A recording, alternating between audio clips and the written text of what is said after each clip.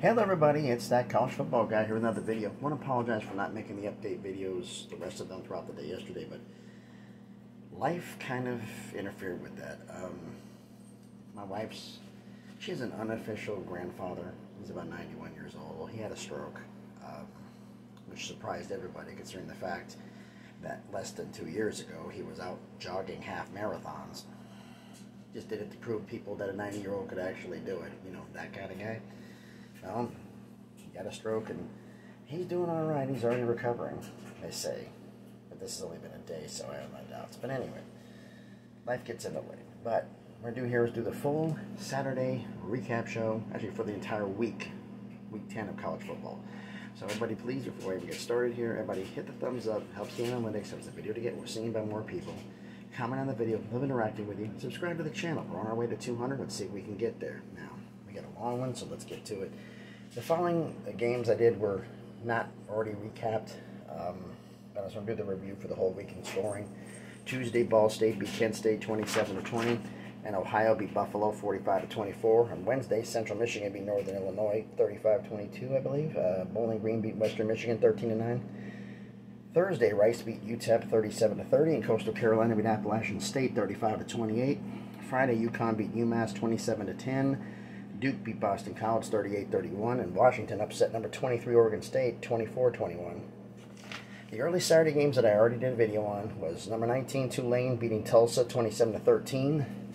Number 2 Ohio State having a stink fest, but they beat Northwestern 21-7. Number 17 North Carolina beats Virginia 31-28. Minnesota beats Nebraska 23-10. Wisconsin beats Maryland 23. I think it was I didn't have the score down for Wisconsin. Did beat Maryland. And number 7, TCU beat Texas Tech 34-24. Now, I was going to do an in-depth on this, but we don't have time for all that. We'll be here for next week. So, we're going to do kind of basically a highlight idea of what is the game. So, well, first off, ranked matchup, we have UCF 25 against Memphis. Well, UCF beat Memphis 35-25. Basic key of the game was the fact that UCF just your defense showed up. They forced 2 Memphis INTs. Mikey Keene, their quarterback, threw for 3 touchdowns. Back and forth game, but Memphis just kept shooting themselves in the foot. Just mistakes that shouldn't have been made, bad decisions, bad play calling, and that's unfortunately the reason why they lost that game. Michigan State and Illinois. After the fight with Michigan and their reputation being trashed, facing the number 1 defense in the country, Michigan State showed up and upset number 14 Illinois 23-15. I mean, they stopped Michigan State's defense stopped Illinois 5 times on 4th down in this game. And the normally dominant Illinois defense who gets after the quarterback, they only had 1 sack and 1 QB hurry in this game, and which having all that on there, their offensive line, Peyton Thorne threw for 2 touchdowns. It was a great win for Michigan State. They had that one done. Now let's look at the next game, which is number 16 Penn State blowing out Indiana 45-14. I mean, Allen and Singleton, the 2 freshman running backs for Penn State, combined for 34 carries, 159 yards, and 4 touchdowns, and Allen had 3 of those 4 touchdowns. I mean, their defense showed up in the first half. Penn State's defense had 6 sacks. I mean, they just played musical chairs. A quarterback in Indiana did, I should say. They just, I mean, look at the stat here. 3 Indiana quarterbacks, 3, threw for a combined 131 yards, 1 touchdown, and 3 INTs. And rushing the ball, they had 34 carries for 65 yards and 1 touchdown. Indiana just didn't do anything, and congratulations to Penn State for a dominant win. Pitt comes out and upsets number 20 Syracuse 19-9. I mean, Rodney Hammond Jr. from Pitt, 29 carries, 124 yards, and a touchdown. I mean, Syracuse kept this game close because they forced 2 Pitt interceptions. Syracuse, the difference in the game, though, was just the fact that Syracuse's rushing game just didn't exist. 25 carries for 25 yards. That's not going to get it done against any team. Pitt's defense had 6 sacks and a safety, so they got that one done. Congratulations to Pitt for pulling off the upset. Iowa State beat West Virginia in a subscriber game, 31-14. We're talking about Iowa State getting some offense. Folks, if this does not get Neil Brown fired, nothing's going to during the season. It'll be the offseason. So that's basically all I got to say about that. I mean, West Virginia had 124 yards passing and 76 yards rushing. Folks, 200 yards offense. What? Meanwhile, Iowa State had 219 passing, 172 rushing. Both of them almost ran more than West Virginia. I mean, just basically, I think Coach Matt Campbell said that this was the best performance Iowa State's ever had in the second half of the game, and it showed. So congratulations to Iowa State to getting the win. Then came the game I called, one of the two upsets I called. Kansas beats number 18 Oklahoma State, beats them up 37-16. This was, I mean, Jason Bean, who needs, they had injuries to quarterbacks. Oh, our starter's not out. So Jason Bean goes and just comes in relief and just does 18 of 23, 203 yards, 2 touchdowns, no INTs, 99.2 QBR. Not bad for your backup. I mean, they had Kansas had 351 yards rushing, and Devin Neal, man, this man was on a mission. I mean, 32 carries, 224 yards, and a touchdown, along with 6 receptions for 110 yards. 374 total yards in scrimmage. Crazy.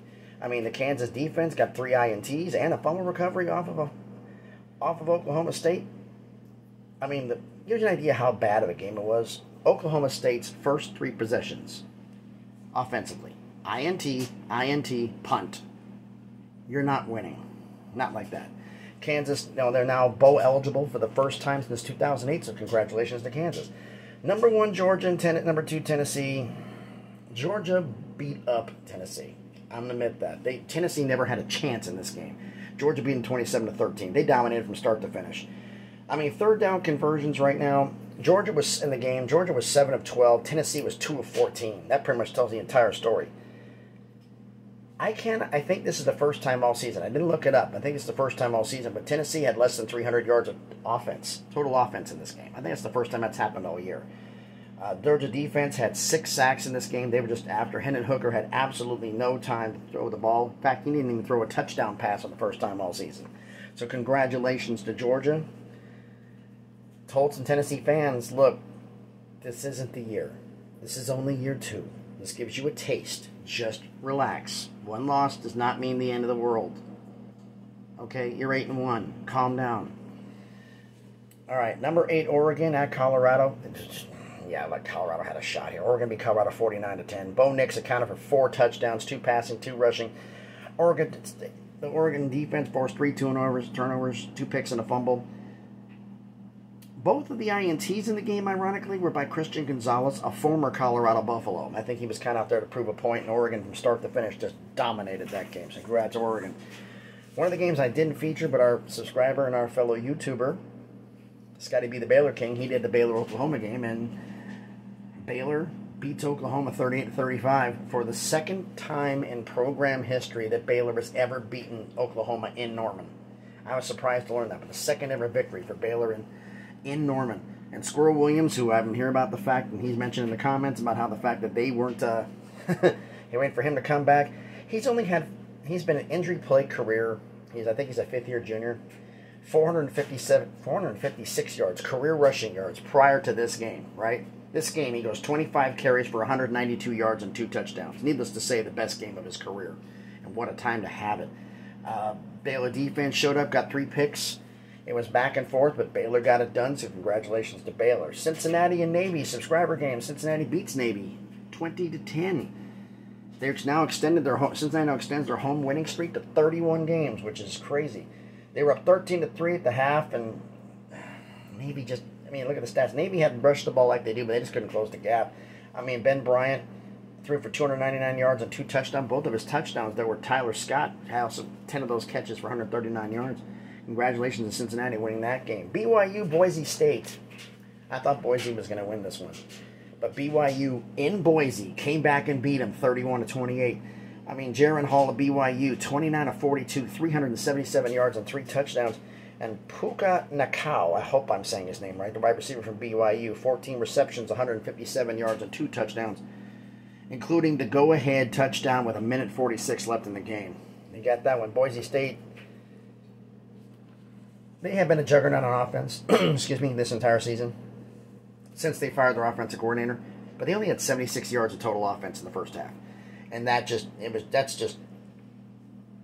was 7-7 at the half. Statistically, BYU was beating Boise State up.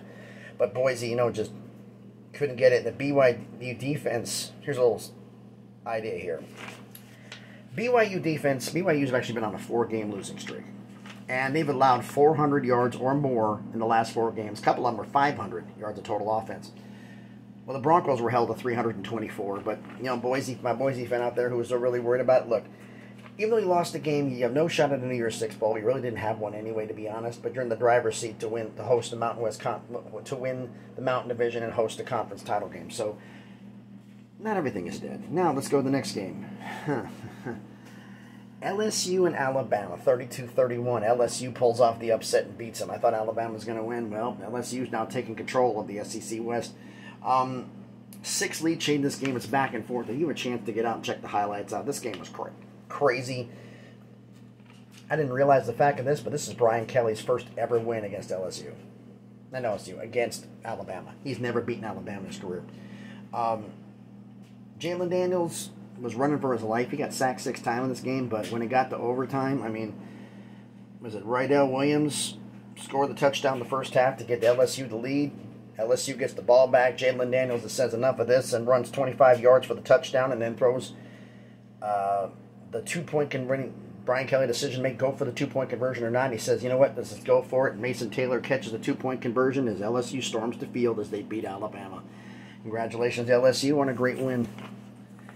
Then we got Texas and Kansas State. Well, this was another upset that I called. Texas, Kansas State, yeah. Texas beats Kansas, number 24 Texas beats Kansas State, 13 Kansas State, 34-27. Bijan Robinson showed up, 30 carries, 209 yards, and a touchdown. I mean, Texas was up 31-10 at the half. I mean, this was over at halftime. It was not really that close, and Kansas State shot themselves in the foot. 9 penalties for 85 yards. That's definitely not the norm for them. They self-destructed in this game. That's what cost them. Congratulations to Texas on getting the win. San Diego State and UNLV. I went against the Sharks in this one, and the Sharks were right. Sharks said San Diego State would win, but would not cover that 7.5-point spread. Well, they were right. San Diego State beat UNLV 14-10. Doug Brumfield's first game back as UNLV starting quarterback. He didn't do too well. 1 touchdown, 2 picks. He didn't do well. UNLV was shut out in the first half. They got scoring going in the second half. I mean, the fact is, the game was relatively even statistically. I mean, UNLV had 325 yards of total offense, and San Diego State had 315. That was a close game. UNLV got to Jalen Maiden 6 times, but the difference in the game was San Diego State forced 4 turnovers. UNLV shot themselves in the foot. If they did not commit the turnovers, they probably would have won this game, but San Diego State's defense showed up when it counted, and they got the win, so congratulations to San Diego State. Number 14, Utah and Arizona. Like Arizona had a shot. Well, Utah beat them up 45-20. I mean, Utah's rushing game showed up. They had 306 yards rushing, the most they've had for any game this season. And they had defense, man, here's a stat for in defense. Utah's defense forced 7 fumbles. 7. They recovered 4, but they forced 7 fumbles. They were after Arizona. Congratulations to Utah. And the other upset I called when people looked at me, I got some people in my messages, DMs telling me you're crazy. Notre Dame upsets number 4 Clemson 35-14. This wasn't even close, folks. Notre Dame just dominated them pretty much from start to finish. All of Clemson's points came in the second half. I mean, this was just down there. I mean, when you have Prince Colley from Notre Dame Notre Dame blocks a punt. Prince Colley from Notre Dame returns at 17 yards for a touchdown. Benjamin Morrison for Notre Dame's got a 96-yard pick six.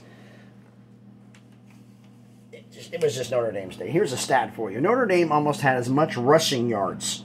They had 263 rushing yards as Clemson had total offense, which was 281. They almost didn't have enough rushing yards, let alone the passing game. Notre Dame, congratulations on a big win over Clemson. And Michigan and Rutgers here. Yeah, Rutgers, like they had a shot. Number 5, Michigan blows them out, 52-17. It was obliteration. I mean, Michigan outrushed Rutgers 282-14. Yikes. The defense balled out. 7 sacks, 3 INTs. 2 of the INTs were by Michael Barrett. So congratulations to Michigan for an absolutely dominant win. Battle of the ranked teams. Number 22, NC State. Number 21, Wake Forest. NC State beats Wake Forest 30-21. I mean, Wake Sam Hartman, he threw for 397 yards and 2 touchdowns. He showed up. And MJ Morris, the freshman quarterback from NC State, he had over 200 yards and 3 touchdowns. Difference in the game really may have been the fact that Wake Forest's rushing game just wasn't there. And NC State didn't have a great rushing game, but they did outrush Wake Forest 115-17. I mean, NC State forced, 3 INTs. The defense showed up. Defense was a big difference in the game, along with 4 sacks and 7 QB hurries. They got after the quarterback, and it was the difference in the game, so congrats to NC State. UCLA and Arizona State. Number 12 UCLA beats Arizona State 50-36. I mean, ASU quarterback Trenton Bourget, 349 yards and 2 touchdowns. That's not bad. I mean, that's not bad, is it? But the story of the game was DTR, Dorian Thompson-Robinson. I mean, he threw for 2 touchdowns and also had 10 carries for 120 yards and 2 touchdowns. It was his game to have it. I mean, and Zach Charbonnet, their leading rusher, he didn't play in this game. UCLA did all of this without their leading rusher. So that's a big stat for them. I mean, Cam Lockridge had a 31-yard... Excuse me, correct myself. I'm getting ahead of a different game. Difference of the game, though, I was talking about Fresno State's domination. Don't worry, Fresno. I'll get to you. Difference of the game was the team rushing, because in this game, even without Zach Charbonnet, here's how bad it was. ASU had 119 yards. UCLA had 402. And they didn't have their leading rusher. Just a dominant performance in UCLA. Now let's get to Fresno State. And completely annihilating Hawaii 50. Excuse me. Completely annihilating Hawaii 55-13. All of the Hawaii points came in garbage time in the fourth quarter. I mean, it was just bad. Fresno State's Jake Hayner, 24-29, 327 yards, 4 touchdowns, no INTs, and 82.3 QBR. Impressive. I mean, Fresno State outrushed Hawaii 245-158, led by Jordan Mims, 123 yards. Cam Lockridge, who I had slip of the tongue talking about, 31-yard pick 6. Fresno State dominated. Congrats to Fresno. At number 9, USC. Hold on. Dusty. Just did some cleaning a little bit early in the morning and just kicked in. Number 9, USC beats Cal 41-35. I mean, the game wasn't as close. Cal kind of made it scoreboard-wise close. It was 27-7 early in the third quarter. SC was up. I mean, Cal at one point was down 34-14 starting the fourth. And they come back and score 3 touchdowns in the fourth quarter to make the game interesting. Caleb Williams threw for 360 yards and 4 touchdowns. But Jack Plummer from Cal, he threw for 406 yards and 3 touchdowns. But most of his was second half. So congratulations to SC. That's the review. By the way, my record for the week, I was 18-8 for my predictions. Was I didn't predict Baylor, Oklahoma. 18-8 for Saturday, and I'm 24-11 for the week. So, not too bad. Not great, but not too bad. Had a better week last week. So, that's the official recap for Week 10 of college football. Going to be the Week 11 week next week, and that's going to be the fun one. A lot of crazy games going to be happening that week, so here we go again. So, thanks everybody for watching the videos. Please hit the thumbs up to help the video out. Subscribe to the channel. Thanks everybody for watching. Be safe this Sunday morning, and please, be good to each other.